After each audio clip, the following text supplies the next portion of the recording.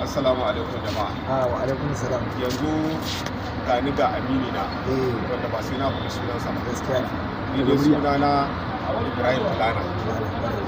Yawwa ga kuma amini na. Wai yanzu wannan rayuwar da ake ciki ina muka dosa ne? ina muka dosa rami.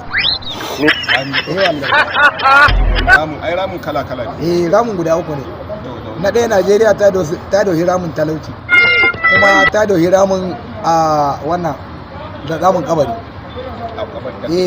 Wallahi Najeriya kanta yanzu birkin ta ya kwace, birkin ta sikiyarin ta ya kwane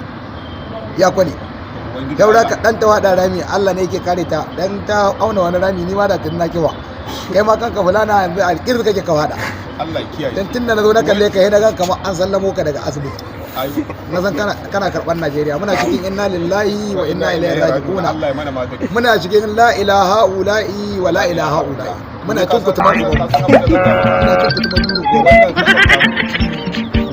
biyar ne fa suka lalata. Ni so nake ma a nade ta. To bari in faɗa. Mutum biyar ne suka lalata. Wallahi so nake a nade ta. Kafin a nade ta bari an nade ta da kayan uwata aka. To kana jira? Kaga dai na farko akwai mai mulki. Kai kutumar ubanka kake dariya. Dariya ake da Najeriya wa ake dariya. Akwai mai mulki. Ina jin ka. Akwai masarautar gargajiya. Ka lalace ka zamje da yawa. Akwai mai kuɗi. Fulana ka zamje da yawa. To ya za a yi Najeriya tana cin uwarka. Wannan mutum Kai!